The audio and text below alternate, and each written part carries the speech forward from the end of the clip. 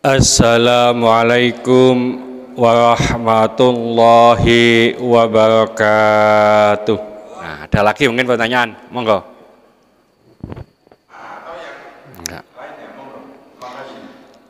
Jadi ini yang dimaksud bergabung dengan jamaah tapi sendirian di belakang shaf, tidak memisahkan, ya, di belakang shaf. Karena apa? Ada kemungkinan tidak paham, ya, bahwa wis pokoknya jamaah di belakang shop ya jamaah itu, atau dia 1, 2, 3 penuh kosong terus di belakang begitu ada shop lagi, itu tidak sempurna juga, karena shop itu berurutan, ya, bukan berarti 1, 2, 3 penuh 4, 5, 6, 7, 9, 10 kosong terus di belakangnya ada lagi, itu tidak sempurna, ya, tetap tidak sempurna. Jadi kemarin sudah kami sampaikan, shop pertama itu imamnya adalah depannya, shop kedua itu adalah shop pertama imamnya, dan seterusnya. Nah ini kosong, Pak, ya, tidak ada kesempurnaan kecuali darurat. Ini berpenyakit, umpamanya saya menghindari penyakit, saya di luar, ini beda lagi, ya. Tapi kalau secara umum kondisinya normal, tidak boleh, kurang sempurna, dan sholatnya dianggap tidak mengikuti jamaah, ya. Jadi itu nggak tahu apa alasannya kalau di luar, Pak, gitu.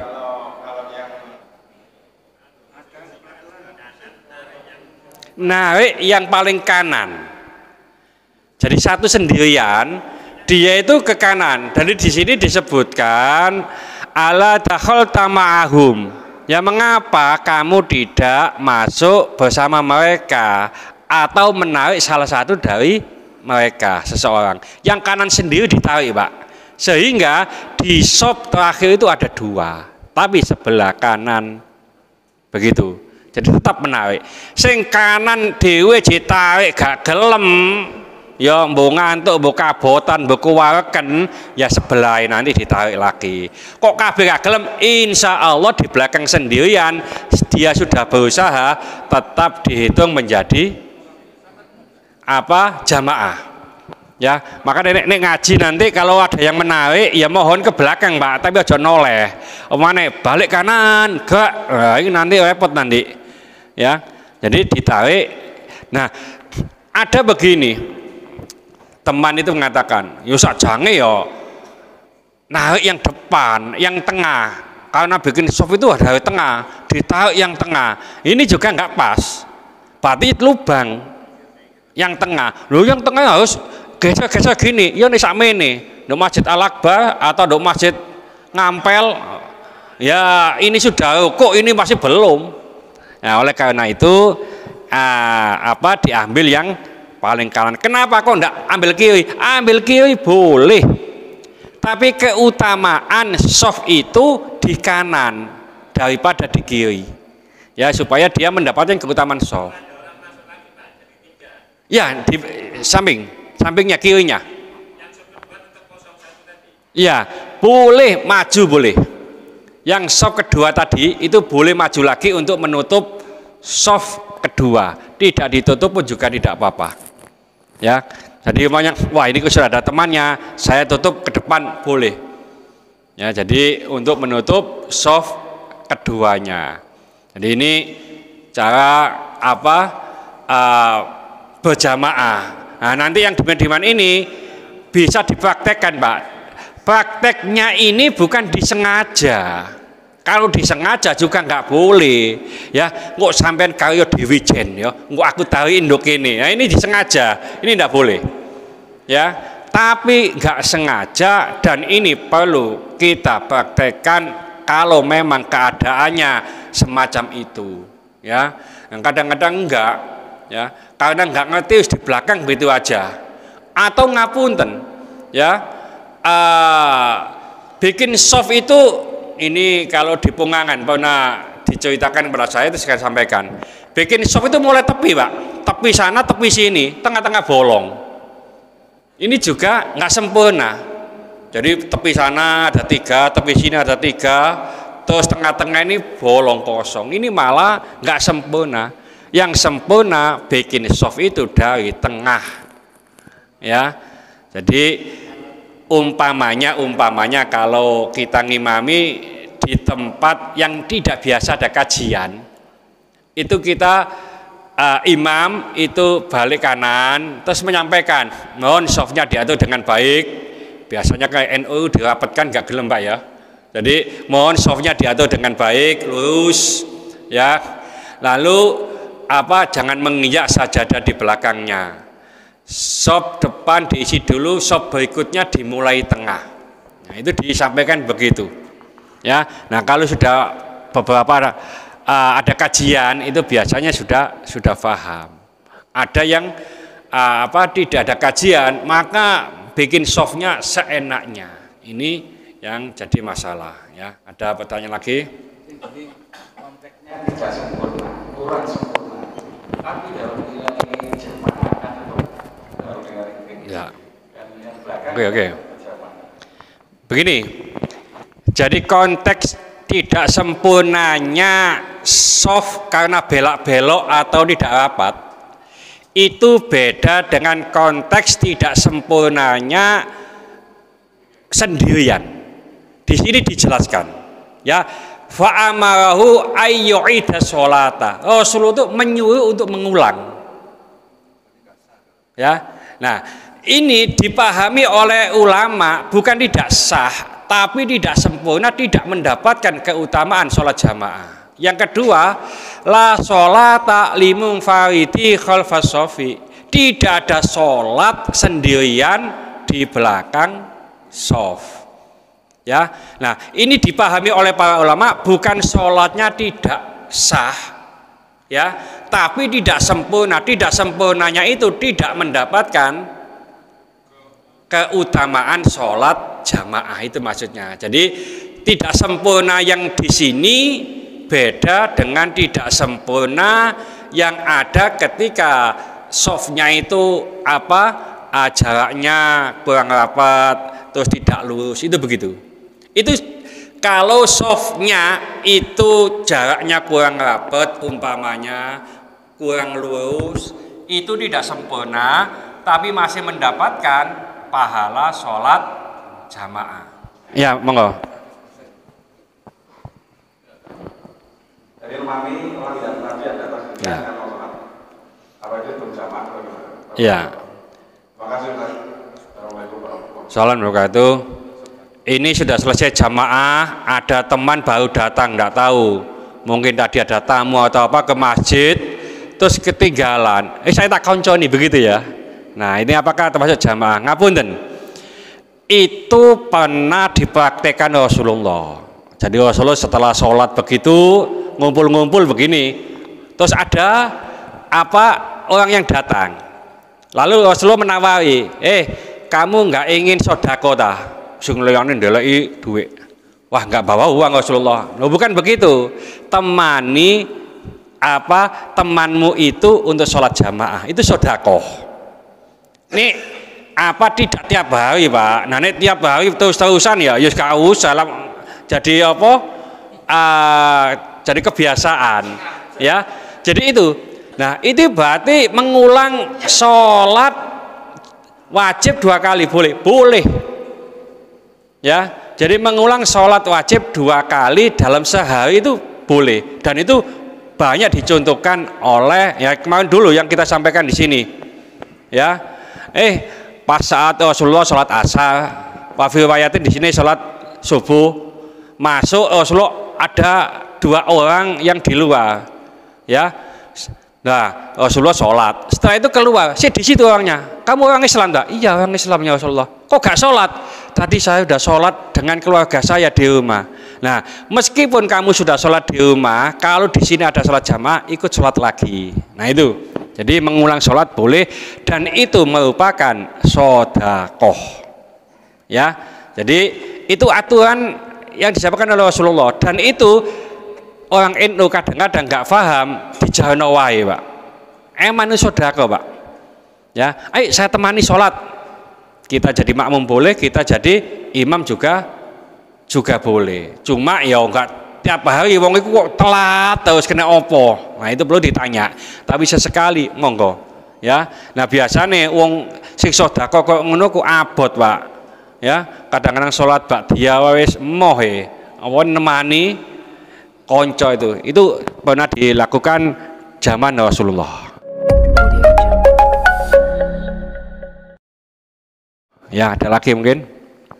Ya, monggo. Suratnya itu diteraskan apa? Ya. Apa dalam hati aja? Ya. Demikian. Jadi ini ada imam makmum masbuk ketinggalan. Makmum masbuk itu ketinggalan bacaan Fatihah imam di rakaat pertama. Itu makmum masbuk. Nah ini makmum masbuk hanya mendapatkan umpamanya sholat maghrib mendapatkan 2 rakaat, berarti tinggal 1 rakaat. 1 rakaat sendirian, terus di belakang ada yang nyeblek, begitu Pak ya. Itu kasus pertama. Kasus kedua, sholat sendirian. Nah sholat sendirian itu ya, terus di belakang diceblek, plek, begitu ya. Jadi bagaimana Fatihahnya dikeraskan atau apa suratnya dikeraskan begitu ya, ini sholat maghrib umpamanya. Nah di mazhab Syafi'i yang tadinya menjadi makmum ya, ini sekarang menjadi imam, kan begitu. Sekarang jadi imam karena ada makmumnya. Nah hal yang demikian itu kalau makmum yang jadi imam ini tidak mengubah niatnya jadi imam, ya, yang sholat sendirian tadi lah, itu maka tidak mendapatkan keutamaan sholat jamaah. Jadi sholat sendirian, terus diceblek di belakang, kan menjadi imam dia. Maka kalau dia yang tadinya sholat sendirian tidak mengubah niatnya jadi imam, maka dia tidak mendapatkan keutamaan sholat jamaah.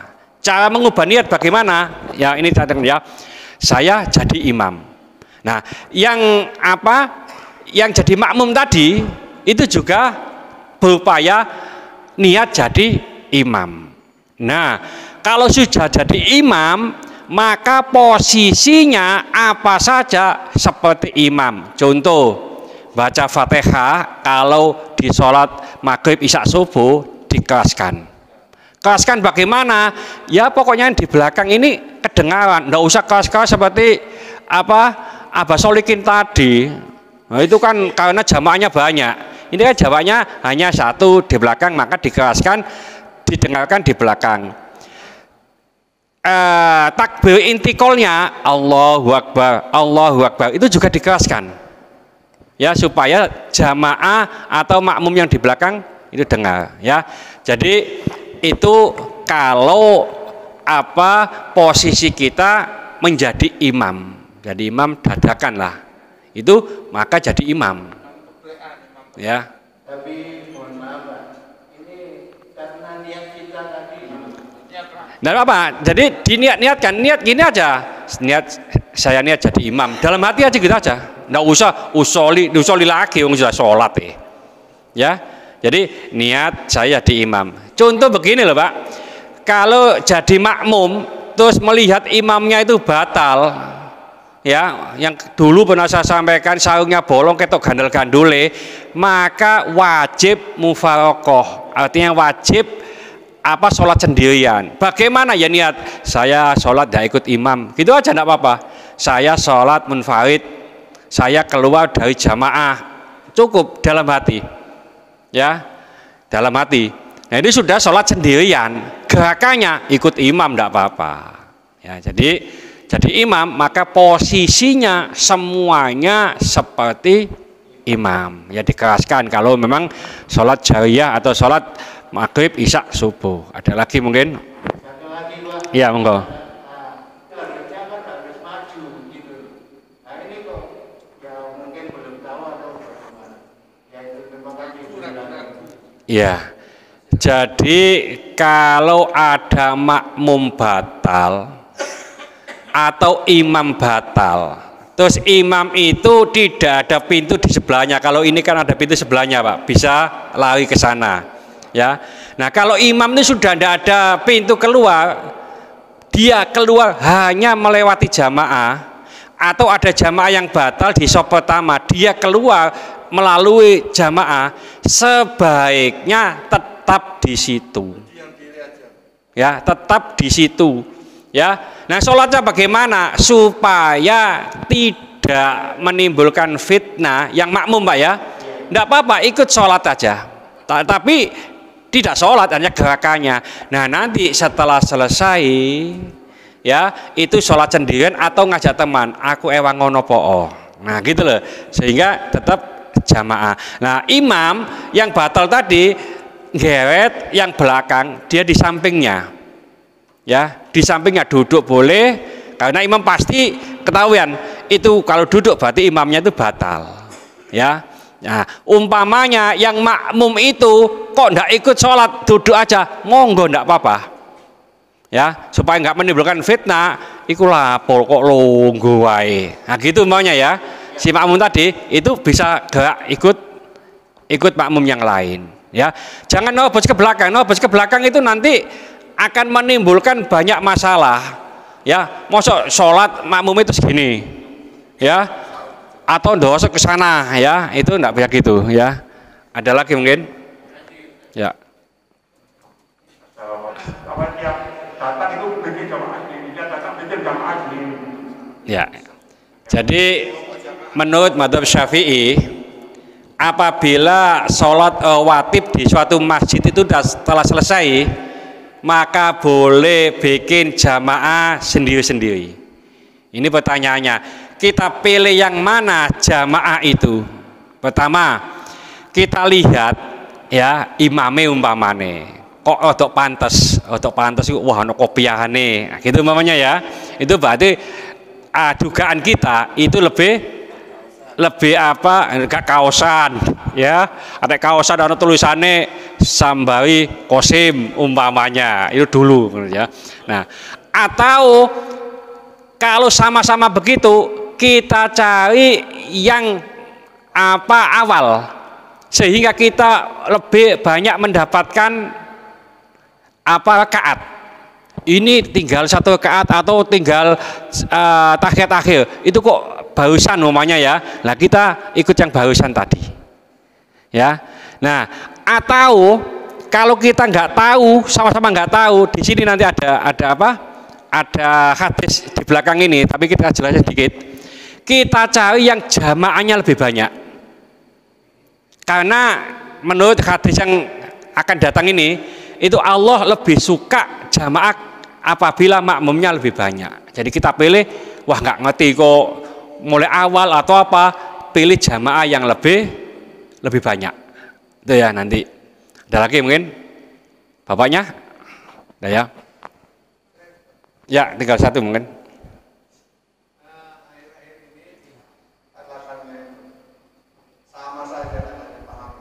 Ya, ya. Jadi sama dengan yang tadi, kesempurnaannya tidak ada. Bahkan kalau memang soft di sini masih penuh, bisa-bisa menurut hadis ini tidak mendapatkan sholat jamaah. Ya, kecuali sini penuh, maka ambil di teras. Ya, karena sudah ada penuh. Jadi kalau memang masih kosong, upayakan sholat itu bersambung dan ada di soft-soft yang sudah disiapkan. Ya, jadi kalau umpamanya udah penuh, monggo di sebelah sini kelihatan ya, meskipun tidak dibuka, tidak apa-apa. Ya, menurut apa beberapa ulama. Ya, memang ada ulama yang tidak mau bolehkan harus ada dibuka pintunya.